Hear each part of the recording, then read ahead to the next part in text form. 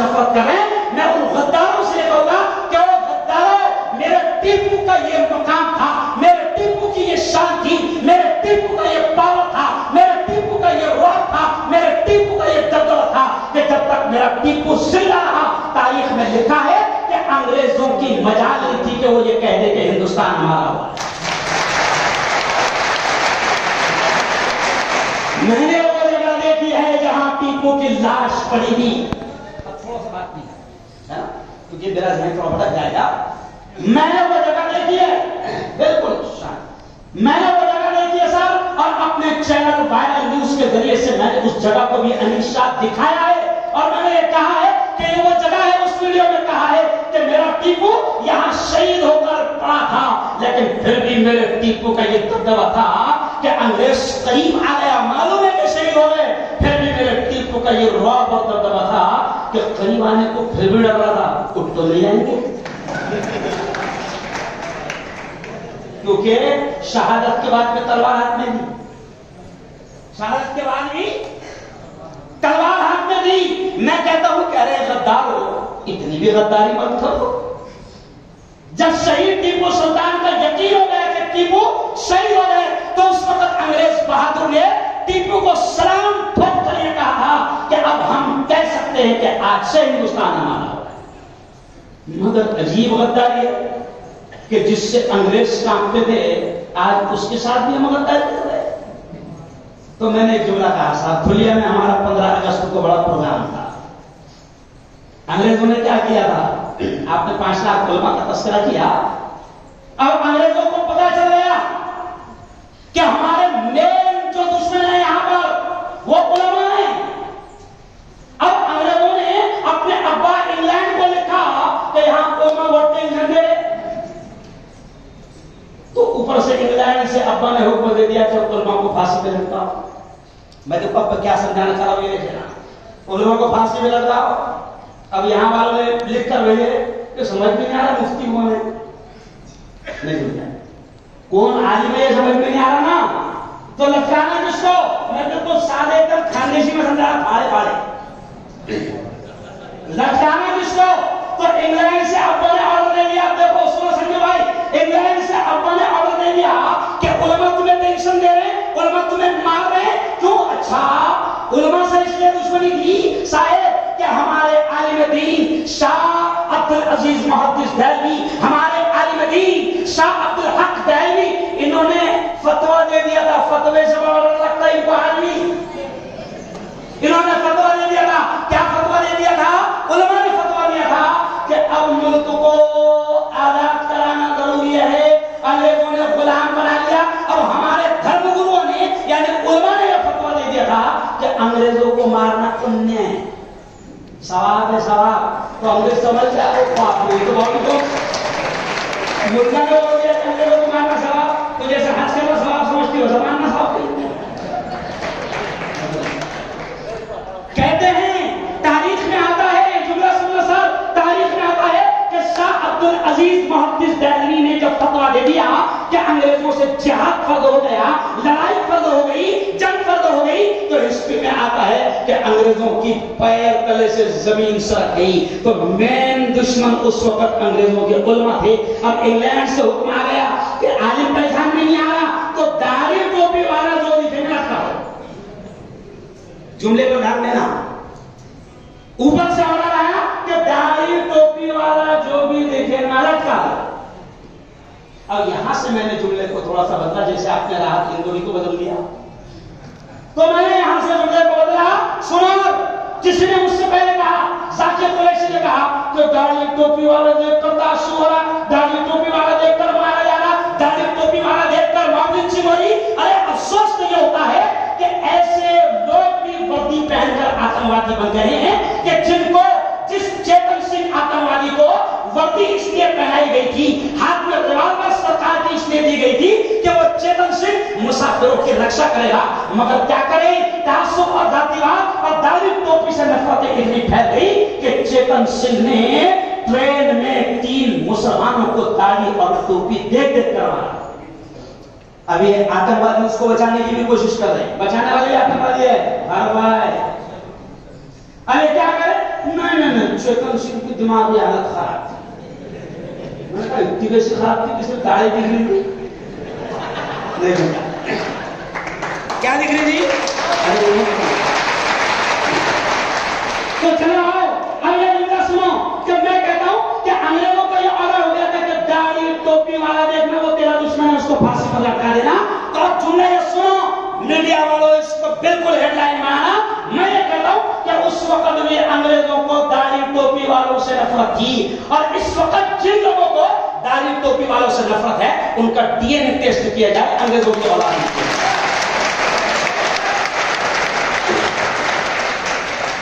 क्या टेस्ट किया जाए?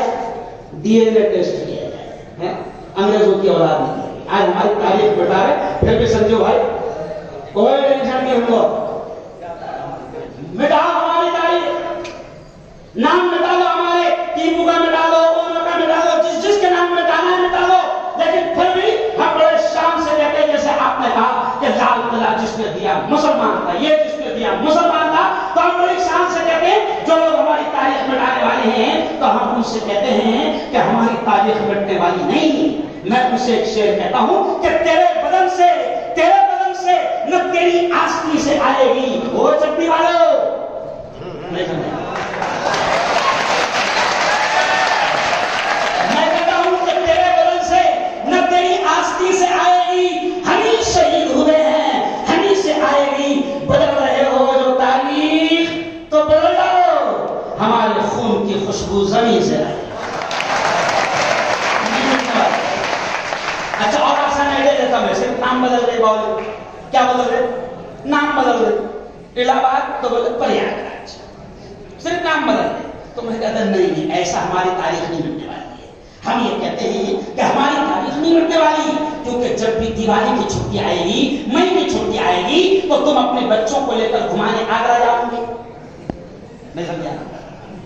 या अपने को बच्चों को घुमाने दिल्ली जाओगे, है ना? तो फिर आपका 3 साल का छोटा सा नन्हा सा मासूम सा बच्चा आपसे पूछेगा, अब्बा अब्बा ये इतना खूबसूरत ताजमहल किसने बनाया? तो झक मारा के कहना पड़ेगा बेटा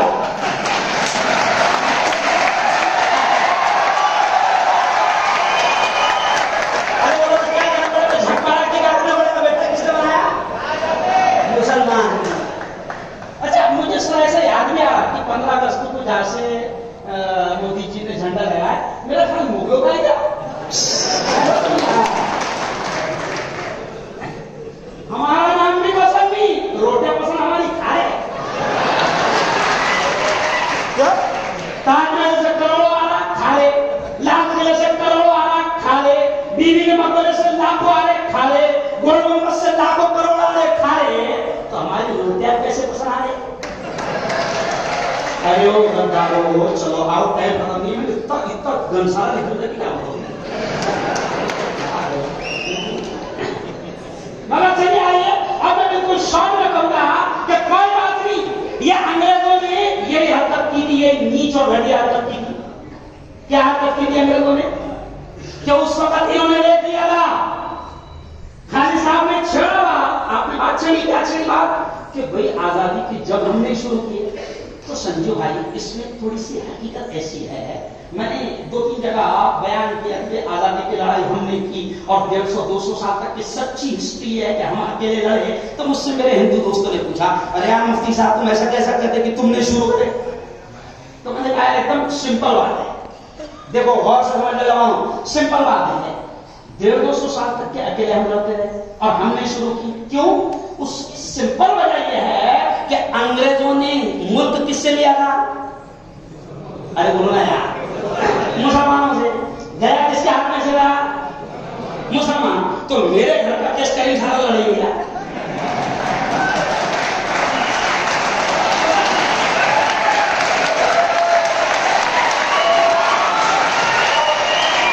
तो 150-200 साल तक शुरू हमने इसलिए किए थे सर, क्योंकि 700-800 साल तक के घर मेरा था और मेरे हाथ से अंग्रेज ने लिया, तो झगड़ा मैं करूँ ना? तो ये तो मेरी मिट्टी है, मेरा देश है। अभी देखो पूरे मुल्क में चल रहा है, इन्होंने भी लिखे मेरी मिट्टी मेरा देश। तो जिन्होंने ये नारा दिया ना, तो मैं उनसे कहता मेरी तो है, तेरा बोल क्या है? नहीं नहीं समझे रे बाबू।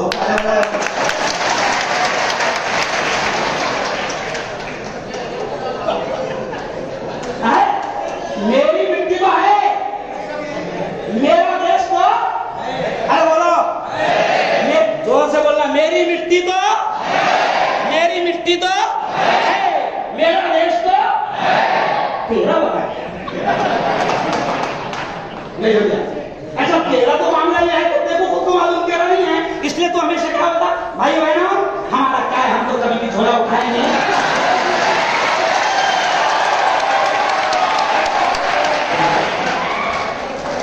हम तो बोलते नहीं जाएंगे, चोपड़ा में नारा लगे रहे चाहिए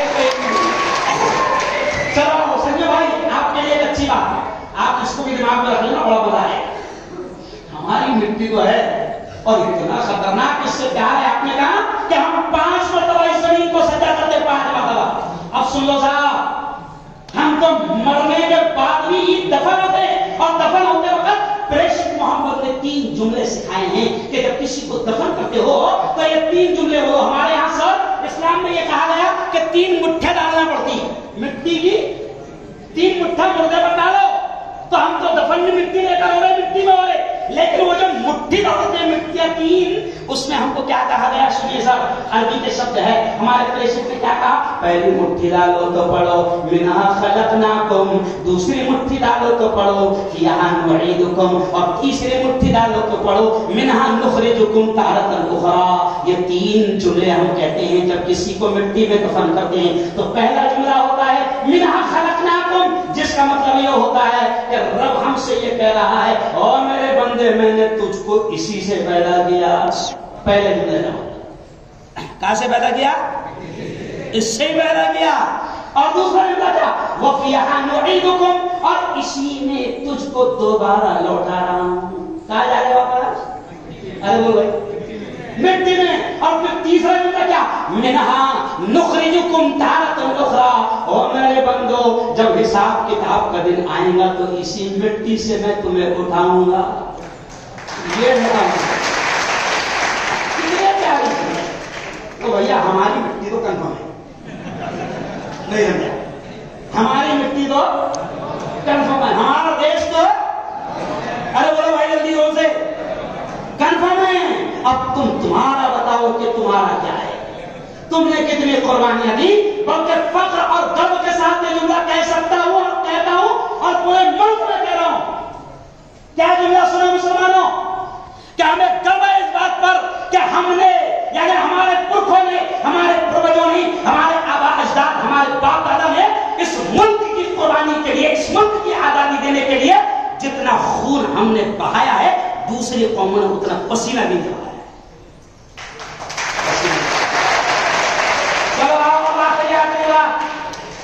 आजादी का अमृत महोत्सव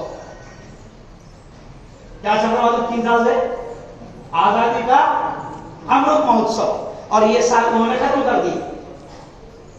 देखो मैं टेक्निकल बात कह रहा हूं, ये साल उन्होंने ऐलान किए कि 3 साल से आजादी का अमृत महोत्सव शुरू था, और ये 15 अगस्त को आजादी का अमृत महोत्सव खत्म हो गया। उन्होंने ऐलान करे, ये उन्होंने ऐलान करे। तो अब मैं पूछता हूं कि अब गुलामी का महोत्सव तो नहीं आ रहा है, इसलिए मैंने कहा आपकी गुलामी का बोझ हम न ढोएंगे, आपकी गुलामी का बोझ हम न ढोएंगे, आबरू से मरने का फैसला हमारा। तो आबरू से मरने का फैसला 2024 में होने वाला है, नहीं समझा।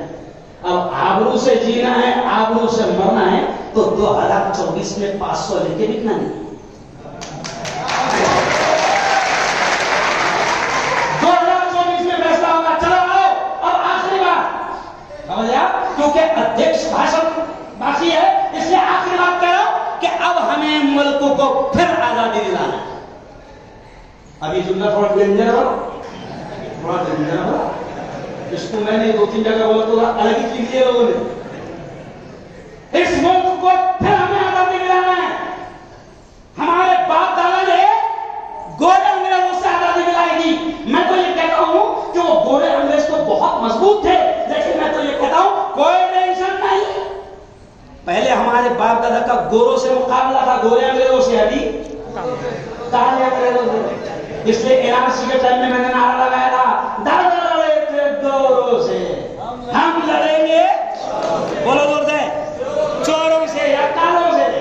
तो अब आजादी इस देश को दिलाना है सब। अब हमारे बाप दादा ने तो अंग्रेजों से इस मुल्क को आजादी दिलाई, लेकिन कसम खुदा की खाकर कह रहा हूं कि अब हमें इस देश को सबसे ज्यादा, यानी अंग्रेजों से भी इतना नुकसान नहीं पहुंचा, उस चीज से जितना नुकसान पहुंचाए उस चीज से इस देश को आजादी दिलाना पड़ेगी, और वो है नफरत। नफरत से हमें इस देश को आजादी दिलाना पड़ेगी। और यही नीच हरकत अंग्रेजों ने किए थे कि हिंदू मुसलमानों को लड़ाओ, डिवाइड एंड रूल, लड़ाओ और राज करो। तो गोरे अंग्रेजों ने भी यही करे थे, काले अंग्रेज भी, अरे बोलो ना यार, काले अंग्रेज भी यही कर रहे कि लड़ा रहे हमको। तो मैं यहाँ हिंदू भाइयों को मत मानिए, मैं तो हजारों हिंदू भाइयों को कह रहा हूं कि वतन की मिट्टी से अगर रत्ती बराबर भी मोहब्बत है तो अंग्रेजों ने नफरतें फैलाकर राज किया था, और आज काले अंग्रेज भी नफरतें फैलाकर कुर्सी पर जड़े रहना चाहते हैं। तो अगर मिट्टी से, ये मेरी मिट्टी मेरा देश, अगर मिट्टी से रत्ती बराबर भी हमको मोहब्बत है तो इस मिट्टी को अभी फिलहाल नफरतों से आजादी दिलाना बहुत जरूरी और फर्ज है। क्योंकि देश खत्म हो रहा है साहब, खत्म हो रहा है साहब। कसम खुदा की 7 अगस्त को मुझे जब दिल्ली बुलाया गया, फारूक भाई, जिंदगी में अल्लाह की कसम खाकर कह रहा हूं, पहली मर्तबा ट्रेन में जाने पड़ रहा था। ये बेटियां आई भी यहां पर बेहतरीन, उन्होंने बच्चों में कराना पड़ा, beautiful my country India, beautiful my country India.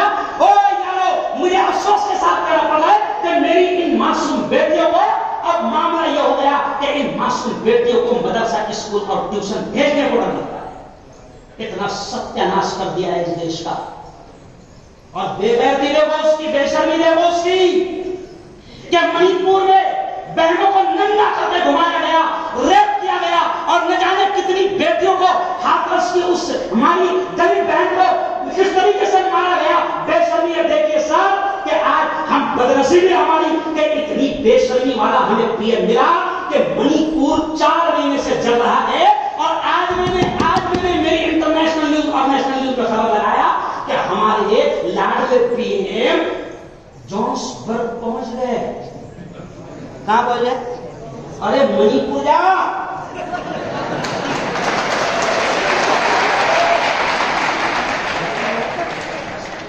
कहा जा, लेकिन मेरा ख्याल जोहान्सबर्ग शायद नजदीक है, ऐसा लग रहा है। मणिपुर जा, फिर हम अमृत महोत्सव मनाएंगे। मणिपुर जाकर मेरी उन बेटियों की खैरियत पूछ, मेरी उन बहनों की खैरियत पूछ। वो बहनें भी जिनको मणिपुर में नंगा घुमाया गया, वो मुफ्ती हारून की बहनें हैं, क्योंकि हमारे इस्लाम ने हमसे ये कहा है कि तुम्हारा रब भी एक है, तुम्हारा बाप भी एक है। ये इस्लाम का हुक्म है ना मौलाना खालिद साहब, इस्लाम का हुक्म है साहब। हमारे प्रेसिडेंट ने कहा है कि रब्बुकुम वाहिद, तुम्हारा रब भी एक है, और अबूकुम वाहिद, तुम्हारा बाप भी एक है। तो मणिपुर में जिन हिंदू बहनों को, चाहे वो किसी बिरादरी की हो, किसी जात की हो, मणिपुर में जिन हिंदू बहनों को नंगा करके घुमाया गया और रेप किया गया, वो मुफ्ती हारून की बहनें हैं। इसलिए मुफ्ती हारून को मुफ्त में तेरे खिलाफ होगा। देशप्रेमी के साथ आज तक के मणिपुर नहीं पहुंचा। तो खैर चलिए, आइए बस 1 मिनट में, क्योंकि अब तफसील का वक्त नहीं, नफरतों से इस देश को आजादी दिलाना है। बोलो तो कैसे? नफरतों से इस देश को जहालत से आजादी दिलाना है। कैसे? क्योंकि ये चाहते हैं कि तुम जाहिल रहो। ये फीस जो बढ़ रही है इसकी वजह, ये चाहते हैं कि तुम जाहिल रहो, क्योंकि तुम जाहिल नहीं है तो गोबर होता ही ना, पूछेंगे कुछ नहीं तुम, समझ रहे आप? तो जहालत से इस देश को आजादी दिलाओ। और हमें फख्र इस बात पर, क्या हुए के पता है, हमें फख्र फारूक भाई बात पर, संजू भाई की भी जिंदा सुन लो कि कि जब देश आजाद हुआ तो इस देश का पहला वजीर तालीम, शिक्षण मंत्री, एजुकेशन मिनिस्टर कौन था? मौलाना अबुल कलाम आजाद। सुनो कौन? मौलाना अबुल कलाम आजाद कौन? ये भी जुमला सुनो, मौलाना अबुल कलाम आजाद मौलाना मौलाना। लेकिन वो मौलाना के बारे में आता है कि ऐसी अंग्रेजी वो मौलाना बोलता था कि अंग्रेज डिक्शनरी खोलता था। यानी वो इतना पढ़ा लिखा, तो हमें गर्व है इस बात पर कि पहले शिक्षण मंत्री इतने पढ़े लिखे थे कि अगर इंग्लिश बोले तो अंग्रेज डिक्शनरी बोलता था, और अभी बदनसीबी हमारी कि 12वीं फेल शिक्षण मंत्री बनता है। अरे हाँ बजाओ, तालियां बजाओ बजाओ।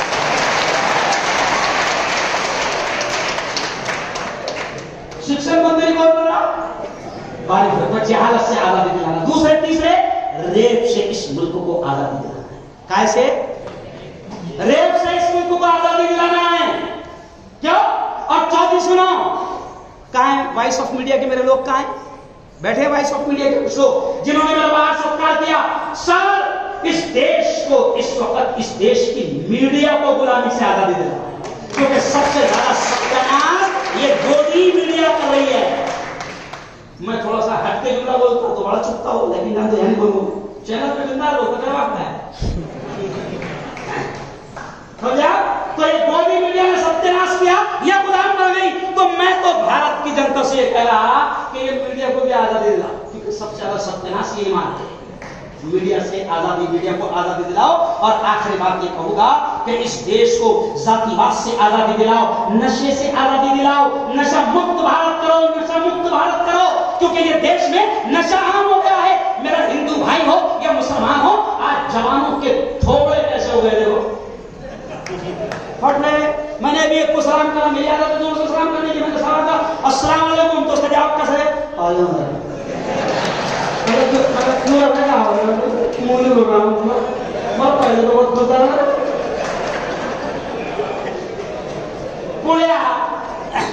अच्छा, हुकूमत कितनी मक्कार है सुनो। ये नशे से आजादी दिलाना नहीं चाहती।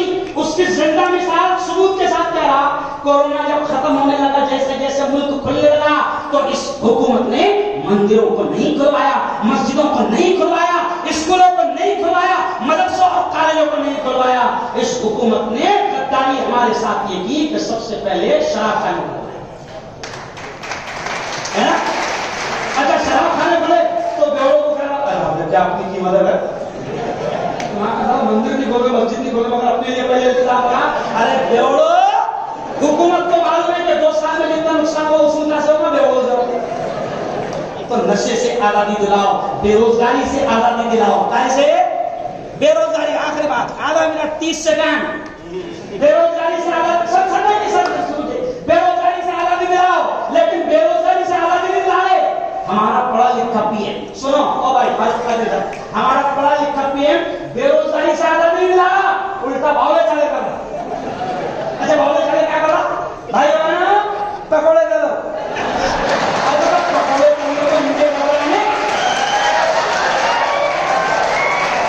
सर, आपने कौन सी डिग्री लिया? आप क्या किया आपने? बीए बीएड किए, तो क्या भजिया तलने के वास्ते करे? अब हमको क्या करो?